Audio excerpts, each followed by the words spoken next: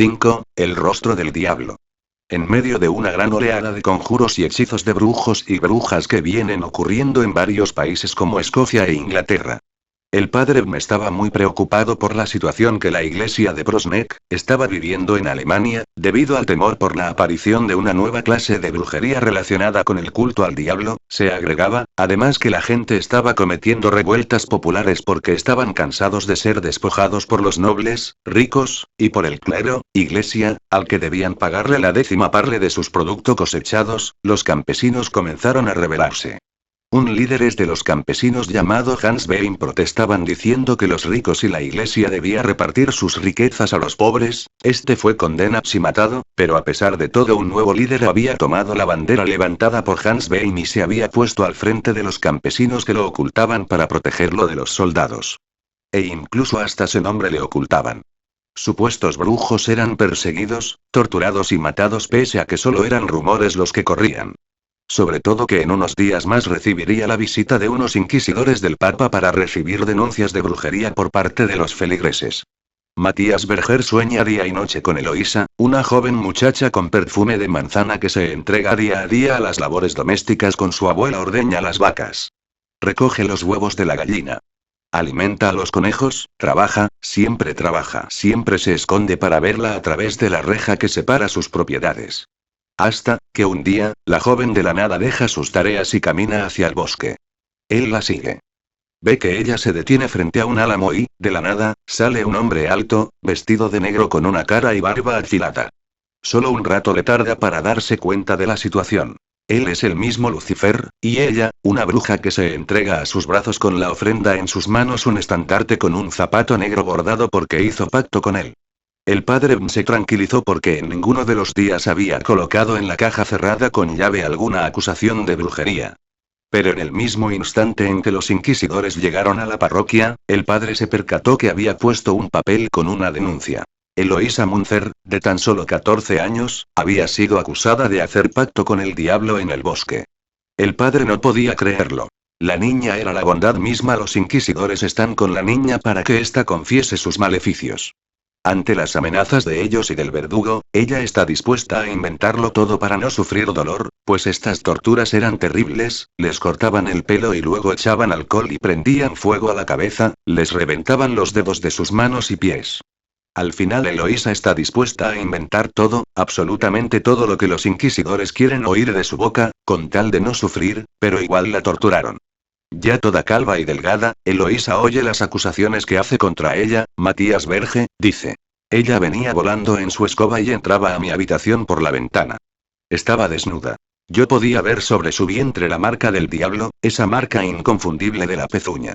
Luego, mientras danzaba, me invitaba a que lo acompañara a la aquelarre.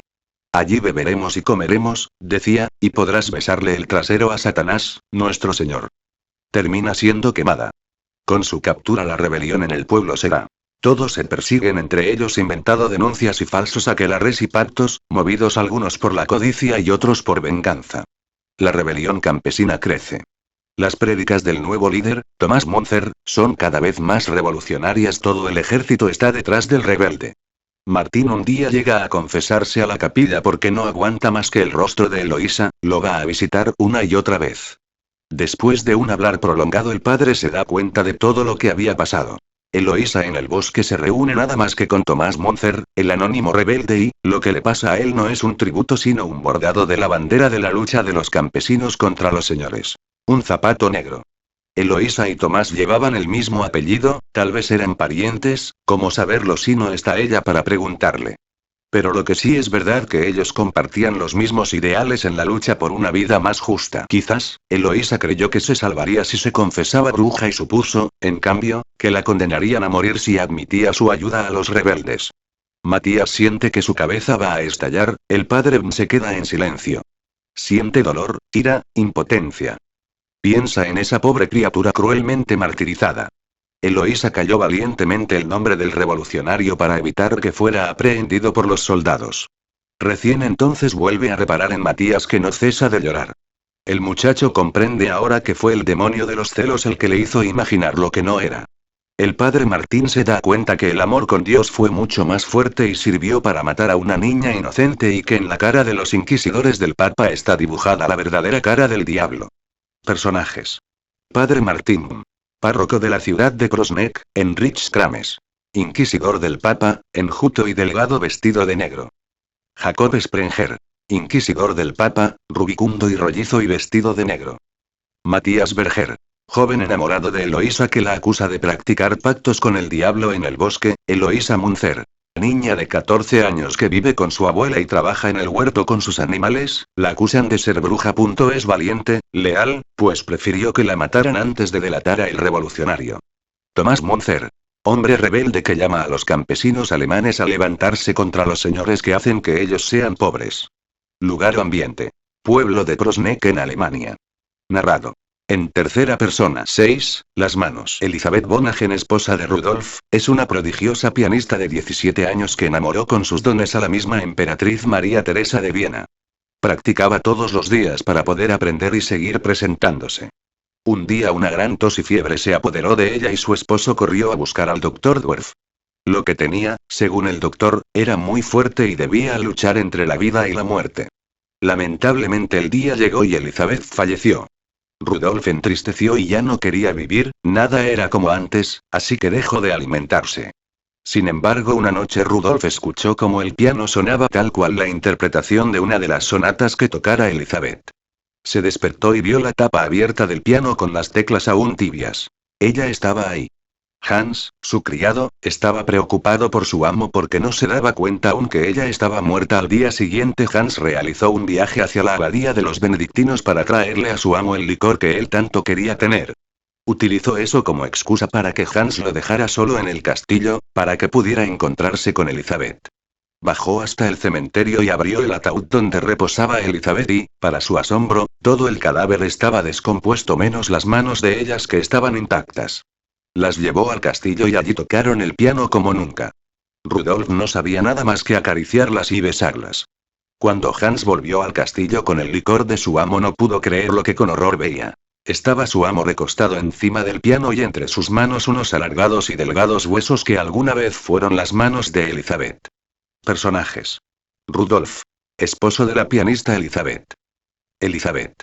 Amada y esposa de Rudolf, era una maravillosa pianista que se había ganado el corazón de la emperatriz María Teresa en la presentación en la corte. La llaman la rival de Mozart. Dr. Dwerf. Médico de Elizabeth. Hans. Criado de toda la vida de Rudolf. Lugar de la historia. Viena. Año en que sucedió. 1957. Narrado. En tercera persona. Análisis.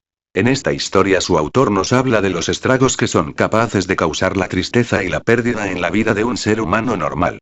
7. La venganza del Rojo. Rojo era un ladrón que fue llamado así porque su pelo, barbas y ropa siempre estaban teñidas de la sangre de sus víctimas. Fue condenado a la horca, y ese día, él prometió regresar y vengarse del juez que dictó su sentencia, y esa persona sería a la que más amaba. En esos momentos se imaginó a su pequeña hija Clara, pero sin vacilar dio la orden de su ejecución. En el lugar donde fue ejecutado creció una extraña planta justo donde él había orinado mientras lo estaban ahorcando. Era una mandrágora. Esta planta crece en el lugar mismo donde orinó una persona mientras está siendo ahorcada. Y de esto se dio cuenta la anciana madre del Rojo, quien practicaba la brujería y le iba a hablar todos los días. Clara, la hija del juez, crecía sin mayor problema. Era hermosa, joven, llena de amigos y de enamorados. Su madre había muerto cuando era muy pequeña. Un día Clara vio pasar a un joven moreno de quien se enamoró a primera vista. Resultó ser Edmundo, el primo de su amigo Flavio. Cuando Flavio la invitó a un baile en su casa, ella no dudó un segundo en asistir, para solo ver a Edmundo. Bastaron solo un par de piezas bailadas junto a él para haberla enamorado. Desde ese día asistía a todas las salidas en las que él participara para lograr conquistarlo, aunque todo era en vano. El tiempo pasaba y solo restaban 3 días para que el muchacho regresara a su tierra. Algo tenía que hacer para retenerlo. Mientras daba un paseo por una tienda, Clara vio a Edmundo comprando unas hermosas telas y seda. Él le contó que serían para el vestido de su novia, su futura esposa. Al saber esto, Clara llegó a su casa envuelta en llantos y casi sin nada de vida. Tan triste y desolada la vio Catalina, su ama de llaves, que corrió donde la hechicera del pueblo para que hiciera un conjuro para enamorar a Edmundo. Lamentablemente no se dio cuenta que la hechicera a quien había ido, era la madre del rojo, quien en venganza por la muerte de su hijo hizo una pócima, con el jugo que soltó la mandrágora que era su hijo cuando ella le sacó las raíces. Una vez que Edmundo bebió la pócima se enamoró perdidamente de ella, pidiéndole la mano para que se casaran. El padre de Clara, el juez, se negó a la petición porque él estaba comprometido de antes. Clara decidió huir e ir a vivir con su amado. Ante toda esta desgracia, Catalina se dio cuenta de lo que pasó y pidió al juez perdonara a Clara y le explicó lo del brebaje. Al enterarse él la despidió y no dejó que Clara volviera. Al pasar el tiempo Edmundo había cambiado. Estaba grosero, pesado, violento, como nunca. Un día él llegó a casa todo borracho con ganas de matar a Sombra, gatito que había acogido Clara, quien fuese su única compañía. Al ver esto ella lo toma y empuñando un puñal que Edmundo llevaba, le da muerte. Cuando la policía llega al rato para apresar a Edmundo por un crimen que había hecho, encuentran a Clara en un rincón meciéndose sin parar y canturreando una canción de cuna y a sus pies al gatito Sombra. No la pudieron llevar presa por lo que la encerraron en un manicomio. Cuando supo esto el juez se lamentó al haber condenado y alejado él mismo a su única y amada hija. Personajes. El Rojo. Era un ladrón que fue llamado así porque su pelo, barbas y ropa siempre estaban teñidas de la sangre de sus víctimas. Robaba y mataba porque sí, juez. Padre de Clara. Hombre recto, de una sola palabra, intachable. Madre del Rojo. Una vieja hechicera, Clara. Joven hija del juez que, pese a haberse nacido sin su madre, crecía alegre. Catalina. Ama de llaves que había criado a Clara. Edmundo. Joven moreno que llegó al pueblo y Clara se enamoró perdidamente, primo de Fabio. Fabio. Primo de Edmundo, Sombra. Gatito de Clara. Narrado. En tercera persona. Análisis. Venganza que solo trae pérdida y remordimiento. 8. Mantícora. En el corazón de un bosque vivía una mantícora, extraño animal, cabeza de hombre con 3 filas de dientes, los ojos eran 2 piedras de rubí y el cuerpo de león, gustaba devorar carne humana. Todo quien entraba al bosque y se internaba un poco caía presa de sus garras. Un día un cazador llegó al bosque siguiendo a un jabalí y se encontró con una joven que vivía en medio del lugar. Ella lo hospedó dándole agua y pan y él le preguntó por qué vivía allí, ¿acaso no le daba miedo morir en manos de la mantícora? A lo que ella responde que solo son leyendas. Al poco andar del cazador es asesinado por la cruel bestia. El secreto que esconde la joven es que en el bosque efectivamente vive la bestia acechando la carne humana. Ella está enamorada de la mantícora y, para acercarse a su lado, se unta en aceite de jabalí para que no reconozca su verdadero olor a humano para ser devorada. El bosque fue cerrado por las continuas muertes de los cazadores y la mantícora de a poco fue desfalleciendo al no poder alimentarse. La joven al verla tan triste decide dejar el bosque para poder enamorar a algún cazador y atraerlo al bosque para que así el animal pueda alimentarse. En esta travesía la muchacha se baña y se desprende del aceite de jabalí y corre a los límites del bosque para poder ir a buscar a un hombre. Cuando de repente cae sobre ella la mantícora que, enceguecida por el hambre y la sed de carne humana, se la devora sin darse cuenta quién es. Pasa el tiempo y nadie ha entrado al bosque. Un día un joven cazador entra al bosque que estaba clausurado a seguir un jabalí que se le había escapado cuando se encuentra con el esqueleto de una gran bestia que, en lugar de ojos, había 2 rubíes rojos. Al sacarlos de su lugar de estos empiezan a caer lágrimas. Los ojos de la mantícora lloran porque ella misma asesinó a su joven amada. Personajes. Cazador, joven muchacha. Vive sola en una pequeña choza en medio del bosque donde vive la mantícora. Su padre fue muerto por un enorme árbol que cayó encima de él y, desde entonces, nunca se ha movido del lugar. Mantícora. Bestia que tenía cabeza de hombre y cuerpo de león. En lugar de ojos tenía 2 rubíes rojos. Narrado. En tercera persona. 9. Amores que matan. Gabriel Perseo es un joven de Argentina, acababa de ganar un premio en Nueva York, al ilustrar la portada de un libro llamado Amores que matan, donde aparece la figura de una medusa. Estando en Nueva York, no podía creer que había ganado y pensaba: es gracioso que me haya dado tanta suerte un libro que solo trata de amores desgraciados. La idea original de la portada, la recibió de Florencia, Italia, donde una escultora llamada así, se la mandó para que él pudiese plasmarlo en la portada. Primero viaja a Estados Unidos y luego viajaba a Florencia para agradecer el gesto personalmente a Medusa. Al llegar al lugar se percató de varias cosas que hicieron dudar de su cita. Con quien se encontraría era con una joven apodada Medusa y él se solía hacer llamar Perseo, en su correo de mail. Además su apellido coincidía con el de la leyenda y más aún Medusa era el monstruo de la mitología. Cuenta el mito que la mirada de este ser petrificaba a cualquiera y fue Perseo quien con una espada y un escudo como espejo pudo cortarle la cabeza para que dejase de asesinar a más personas. Ya casi decidido a irse por todas las coincidencias y cuando una mano se colocó sobre su hombro, lo sorprendió. Era ella, Medusa había llegado. Todos sus temores se esfumaron y ambos empezaron a vivir un lindo romance rodeado de arte y la tranquilidad de la ciudad. Marchaba bien su relación hasta el día en que él debía irse de allí. Ella estaba obsesionada con él y deseaba realizar una escultura suya. Luego de vacilar un poco accedió y ella realizó un molde de yeso con él. Al ponerle encima el yeso él no pudo moverse y sentía cómo de a poco iba faltándole el aire y comprendió que ella lo había apresado para convertirlo en su estatua de yeso con él adentro. Fueron 20 minutos largos, los más eternos de su vida cuando de pronto llegó Medusa y le apartó el yeso de encima.